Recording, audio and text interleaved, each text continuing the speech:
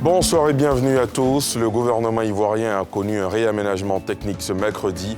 On note entre autres changements le départ de Albert Touakeus-Mabry du ministère de l'Enseignement supérieur et de la Recherche scientifique. Tout ce qu'il faut savoir sur ce réaménagement à suivre dans ce journal. Le Covid-19 touche aujourd'hui en Côte d'Ivoire près de 2000 personnes. L'Institut national polytechnique Houphouët-Boigny propose des solutions. Produits hydroalcooliques, fabrication de respirateurs artificiels. Dans cette édition, les actions de l'INPHB dans la lutte contre le coronavirus. Et puis à l'étranger, l'une des plus belles avenues au monde, les Champs-Élysées renaissent au lendemain du déconfinement en France. Les commerces sont ouverts depuis lundi. Un sentiment de soulagement pour les commerçants qui voient déjà des files d'attente à leurs portes. Le gouvernement ivoirien a connu un réaménagement technique ce mercredi. On note entre autres changements le départ de Albert Touakeus-Mabry du ministère de l'Enseignement supérieur et de la Recherche scientifique. Tous les détails sur ce réaménagement avec Pierre Di-Pomelin. Communiqué de la présidence de la République. Le gouvernement ivoirien réaménagé. Dans ce réaménagement technique annoncé par le ministre secrétaire général de la présidence, Patrick Hachi, Ali Coulibaly quitte le portefeuille de l'intégration africaine et des Ivoiriens de l'extérieur pour occuper le ministère des Affaires étrangères, un poste dont il assurait l'intérim depuis 2 mois. Raymond Goudou Kofi, anciennement ministre de la modernisation de l'administration, devient la nouvelle ministre de la Culture et de la Francophonie. C'est aussi un poste dont elle a assuré l'intérim. Philippe Dakpa-Legré, secrétaire d'État chargé des Affaires maritimes, est désormais ministre des Affaires maritimes. Un habitué des conseils des ministres fait son retour. Albert Flindé, ex-ministre de l'Enseignement technique et de la formation professionnelle, retrouve le gouvernement en qualité de ministre de l'intégration africaine et des Ivoiriens de l'extérieur. Adama Diawara, enseignant-chercheur, maître de conférences, donc professeur de rang A au laboratoire de la physique et l'atmosphère et de mécanique des fluides, prend le portefeuille de l'enseignement supérieur et de la recherche scientifique en remplacement de Albert Mabry Touakeus, sorti du gouvernement. Adam Roger, jusque-là directeur général du coup Vivendi Africa, occupe, lui, le poste de ministre de la modernisation, de l'administration et de l'innovation du service public. Par ailleurs, Robert Mambé-Begré et Augustin Abdoulaye Thiam Oufoué ont été nommés ministres-gouverneurs, respectivement d'Abidjan et de Yamoussoukro.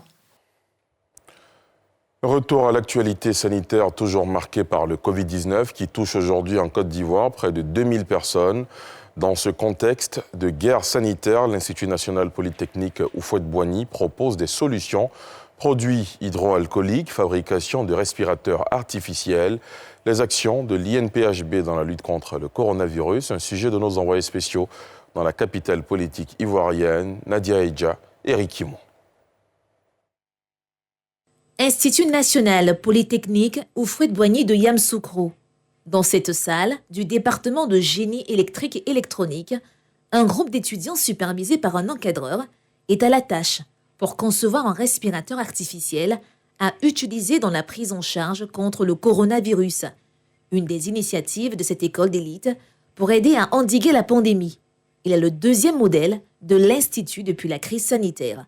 Nous avons développé un 2e prototype. Donc le principe de fonctionnement est simple. On a un moteur qui actionne un code qui va exercer une pression sur notre ballon. On a mis en place un système qui va visualiser tout ce qui se passe au niveau du patient, ainsi voir son état de santé à distance. Vous avez, lorsqu'un patient est admis dans un centre hospitalier, comme dans le cas de la détresse respiratoire, l'exercice qui est fait est de l'aider à respirer. D'accord ? Donc il y a une bouteille de gaz, c'est une bouteille d'oxygène, et puis il y a une 2e voie qui va récupérer l'air de l'extérieur.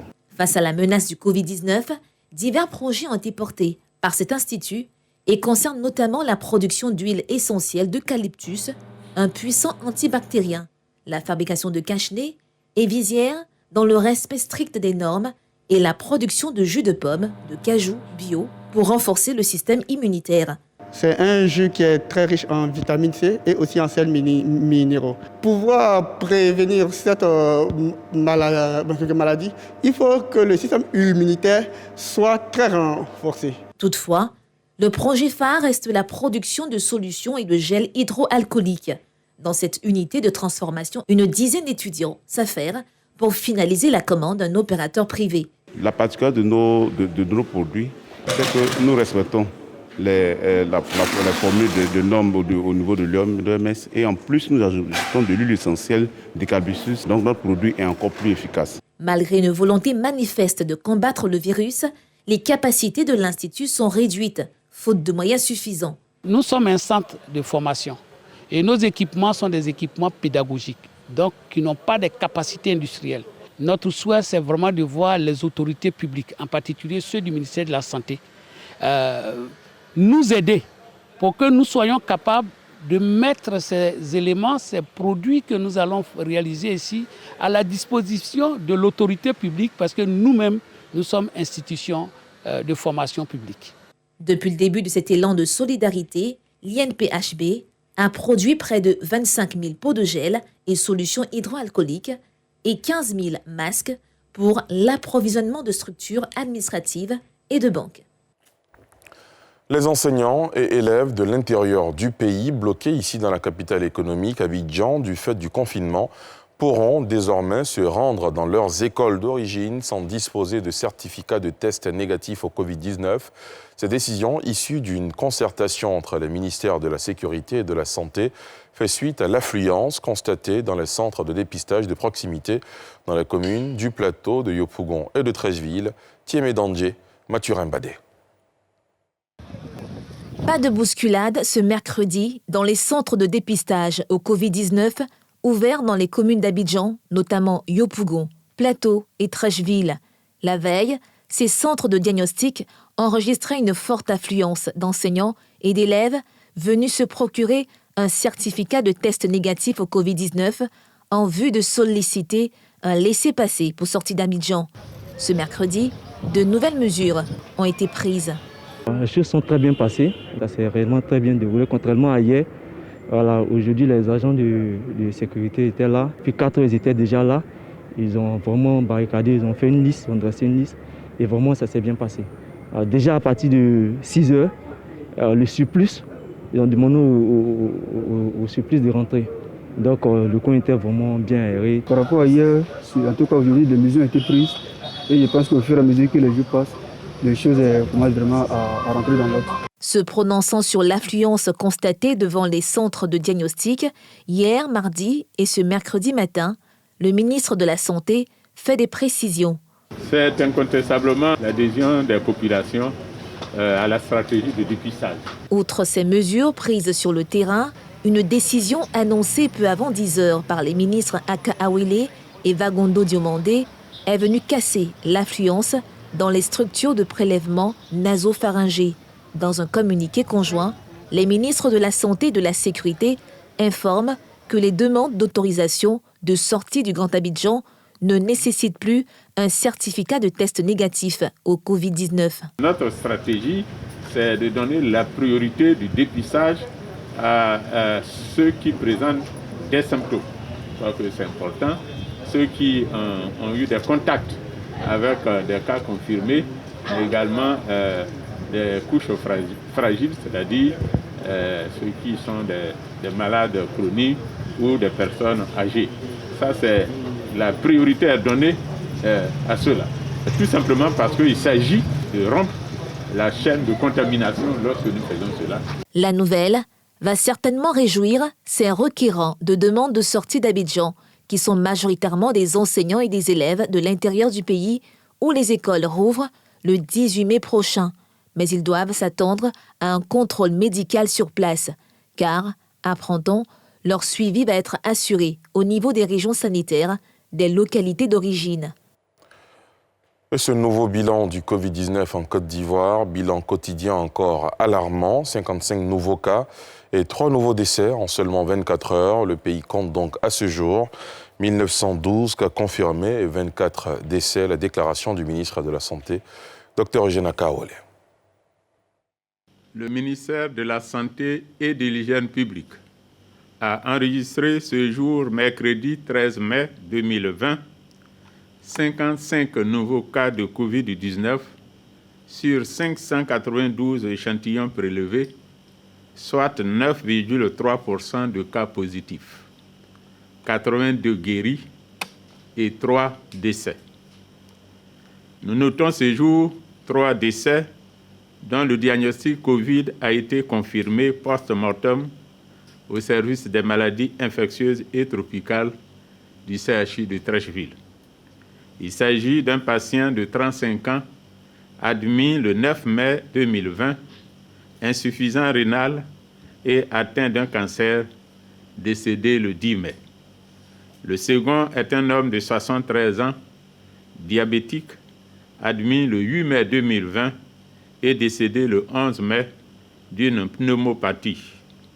Et la troisième, une patiente de 61 ans, diabétique, admise le 8 mai et décédée le 11 mai d'une détresse respiratoire et d'un trouble de la conscience. Le ministère de la Santé et de l'Hygiène publique présente ses condoléances aux familles éplorées. À la date du 13 mai, la Côte d'Ivoire compte donc 1912 cas confirmés, dont 902 personnes guéries, 24 décès et 986 cas actifs. Le nombre total d'échantillons est de 15 260. Je rappelle donc les chiffres, 1912 cas confirmés en Côte d'Ivoire, 900 guéris, 986 cas actifs, 24 décès, comme vous pouvez le voir sur ce graphique. Ici à Abidjan, face à la pandémie, un plan d'urgence pour l'hébergement des enfants de la rue a été mis en place par le ministère de la Femme, de la Famille et de l'Enfant et ses partenaires, pris en charge pour leurs besoins quotidiens. Ces enfants bénéficient également d'une formation pour leur réinsertion future. Ce soir, on s'intéresse à l'une des techniques de formation employées pour aider ces enfants, la dramathérapie. Qu'est-ce que c'est que la dramathérapie? On le découvre avec Nadia Edja et Arona Zeba. Centre de protection de la petite enfance d'Abobo. Ce matin, cours de dramathérapie pour ces nouveaux occupants sortis de la rue face à la menace du Covid-19. Stop! Qu'est-ce que la vie? Après la séance de la chambre noire, place à l'extériorisation des sentiments enfouis par le théâtre. Si, quand il interroge le public, qu'est-ce que c'est que la vie, il répond intérieurement. C'est pour lui, c'est sa connaissance. Et il continue la marche. La dramathérapie, c'est l'application de la thérapie par le canal de l'art théâtral. Alors la thérapie, c'est la guérison des maux psychiques et émotifs, n'est-ce pas? Et donc quand on applique cette guérison des maux psychiques et émotifs par le canal de l'art théâtral, on le fait appeler dramathérapie. La séance de chambre noire, c'est une séance de libération en fait. Quand tu finis, tu te sens bien relaxé. Théâtre, diction, sport, relaxation sont quelques activités qui composent cette technique thérapeutique. Au complexe socio-éducatif d'Adjamé Santé, autre centre d'accueil, les participants se réjouissent de cette formation bénéfique pour leur projet de vie. On apprend à parler à chaque demain. C'est important que quand il y a des footballeurs, il va y avoir des interviews et il m'exprimer à la télé aussi. Outre ces séances de formation, toutes les mesures sont prises dans ces centres pour créer un cadre de vie familial. Aujourd'hui, c'est vraiment une chance que ces enfants-là viennent ici. Ça nous permet de travailler avec ces enfants, leur apprendre d'autres habitudes, ce qu'ils refusent d'accepter chez eux à la maison, qui occasionnent ces sorties. Nous essayons de les former, de leur montrer que c'est des habitudes que nous tous nous devrions avoir et que vivre en famille, c'est la meilleure solution qui puisse exister. À ce jour, 105 jeunes vivant dans la rue sur les 600 identifiés ont été réinsérés suite à la propagation de la pandémie. Une initiative de structure spécialisée coordonnée par le ministère de la Femme, de la Famille et de l'Enfant dans le cadre de son programme de prise en charge des enfants de la rue. Le Covid nous donne le moyen de précipiter un peu la mise en œuvre de cette stratégie-là. C'est tout un programme qui est mis en œuvre. Et nous voulons quand même aller jusqu'au bout pour avoir des chances d'aider au mieux, c'est-à-dire pour donner à ces enfants plus de chances de s'insérer dans le tissu social, en se sentant eux-mêmes à l'aise d'être sortis d'une situation difficile, mais qu'aujourd'hui, ils ont un avenir, ils peuvent se projeter pour un avenir meilleur. Nous avons tous suivi l'actualité en Chine, comment ça s'est propagé. C'était question pour nous, dans l'urgence, de faire sortir ces enfants-là de la rue, leur trouver un abri. Donc on va pousser encore la réflexion, pousser les actions, mais j'avoue que le minimum, nous sommes vraiment satisfaits. Parce qu'il y a 2 mois, ce n'est pas comme ça ils étaient.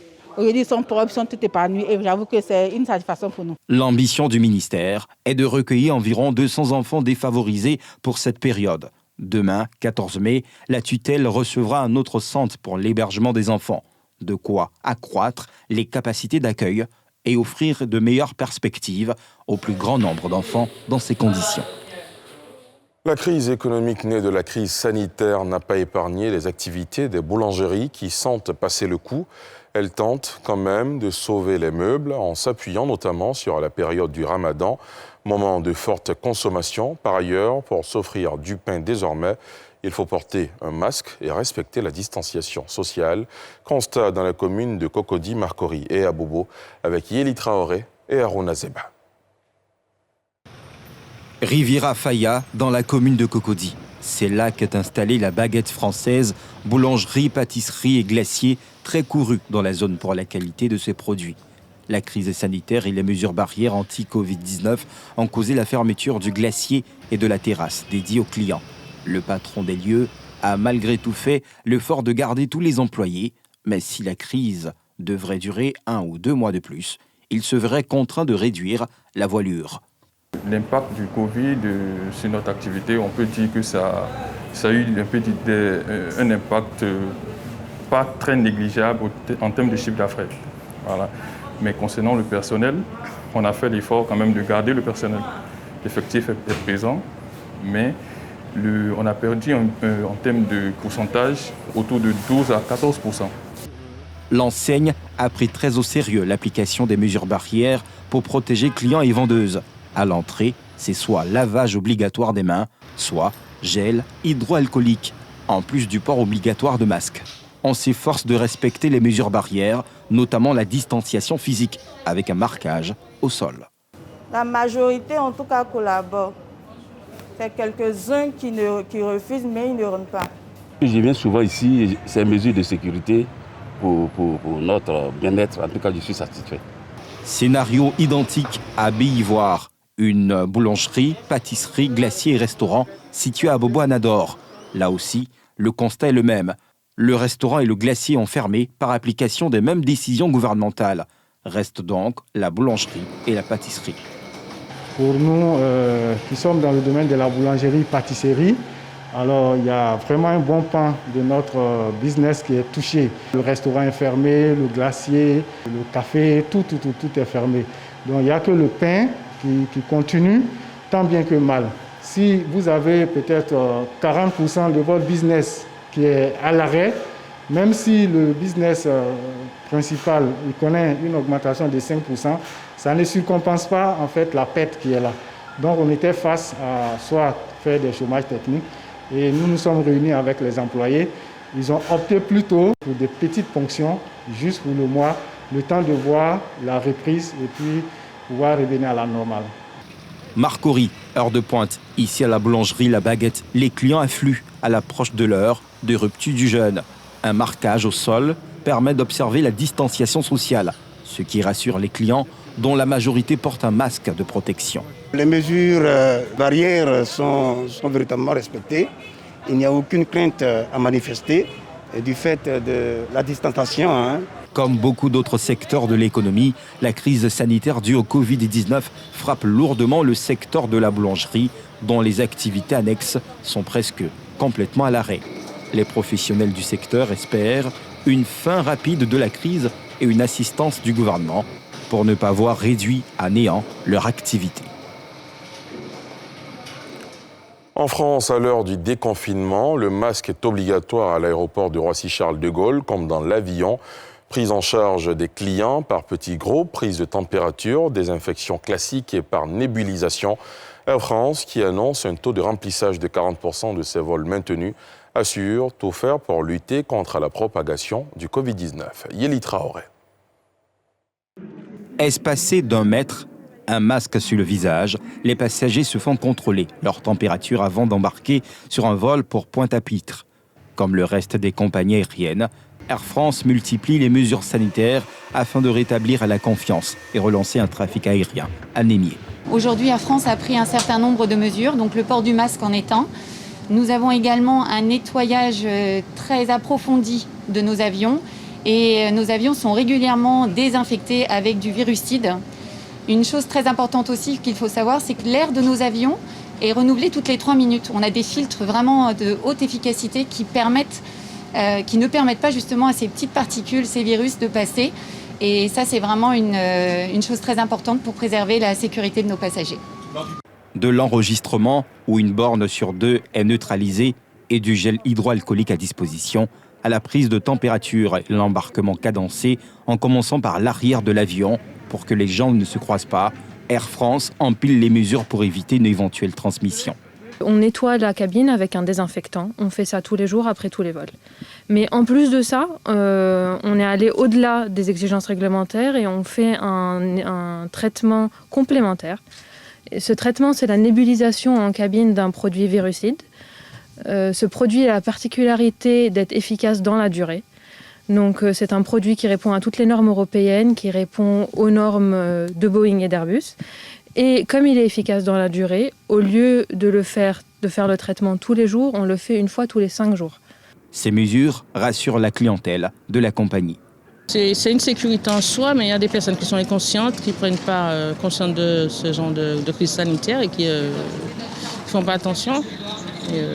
La seule chose qui m'énerve un peu, c'est qu'il n'y a qu'un terminal qui fonctionne et puis voilà quoi. Mais bon, je devais prendre un avion depuis le 31 mars. Et là, en fait, j'ai trouvé un vol pour rentrer chez moi. Je suis ravie. Mais les plages sont fermés. Le début du déconfinement et la reprise des activités permettront de savoir si les mesures de précaution sanitaire prises par Air France permettront à l'entreprise de regagner la confiance des passagers. À Londres, les magasins de vente et de réparation de vélos ont connu une forte hausse de la demande en raison de la pandémie de Covid-19, puisque les gens sont encouragés à éviter les transports en commun en raison de l'épidémie. Yeli Traoré. Ruée sur les vélos à Londres. Alors que le déconfinement progressif commence, quelques indicateurs montrent que la bicyclette devient un article très recherché en Angleterre. Lincoln Romain est le responsable de Brixton Cycles, un magasin de vente de vélos. Ces derniers jours, il affirme que la demande est plus forte que d'habitude. Pour être honnête, nous avons vu un mélange de tout le monde. Nous avons vu des habitués des trajets en vélo. Nous avons vu de nouveaux cyclistes. Nous avons vu des gens qui doivent venir nous voir car ils ont des vélos qui sont dans la remise depuis un petit moment. La demande est tellement forte que ce vendeur de vélos n'est plus en mesure de pouvoir satisfaire toute sa clientèle. Le problème, c'est qu'aucun de nos fournisseurs n'a des vélos. Donc, il ne s'agit pas de ce que nous avons, mais de ce que nous pouvons obtenir. Mais le choix que nous avons maintenant est de moins en moins grand. Le prochain lot de livraison n'est pas avant juin. Si son chiffre d'affaires augmente, Brixton Cycles déplore le fait que la population ne découvre les avantages du vélo qu'en cette période de crise sanitaire et sur les motivations des Anglais à se ruer sur les vélos. Ce client explique. Je pense que juste pendant cette crise pandémique, je me disais que je n'avais pas envie de reprendre les transports en commun. Alors je me suis dit, ok, prenons un vélo. Le déconfinement et la reprise du travail poussent de nombreuses personnes en Angleterre à choisir le vélo pour se déplacer. Les transports en commun étant des niches à virus en pleine pandémie de Covid-19. Et on termine cette édition sur l'une des plus belles avenues au monde, les Champs-Élysées qui renaissent au lendemain du début du déconfinement en France. Les commerces sont ouverts depuis lundi. Un sentiment de soulagement pour les commerçants qui voient déjà, pour certains, des files d'attente à leurs portes. À Paris, la circulation reprend, avenue des Champs-Élysées et sur la place de l'Étoile, mais reste fluide. Au deuxième jour du déconfinement en France, certains Parisiens en profitent pour faire des courses. Des produits, tout n'est pas sur Internet. Et c'est mieux d'avoir des produits directs parce qu'ils sont réapprovisionnés sous 15 jours. Donc moi, j'ai besoin de produits. C'est un peu... En fait, je suis entre deux. Je pense que c'est bien de voir du monde, de sortir. Si les règles barrières sont bien respectées, si on porte un masque, Après, il n'y a pas de mal à acheter un vêtement pour se faire plaisir. Ma femme est enceinte et elle n'avait plus de vêtements dans lesquels rentrer. Donc on s'est dit qu'il fallait au moins un pantalon ou une chemise ou un pull. Et après, on rentre directement à la maison, quoi, voilà. Les mesures de déconfinement en France arrivent à un moment où un reflux de la pandémie est observé dans certains pays.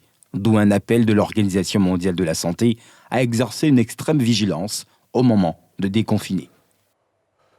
Je rappelle ce nouveau bilan quotidien alarmant du Covid-19 en Côte d'Ivoire. 55 nouveaux cas et 3 nouveaux décès en seulement 24 heures. Le pays compte donc à ce jour 1912 cas confirmés et 24 décès. La déclaration du ministre de la Santé, Dr Eugène Akaouele, vous a été proposée dans ce journal. Merci de nous avoir suivis. Excellente soirée sur la nouvelle chaîne ivoirienne. Retrouvez demain 19h50 Mélina Makissi.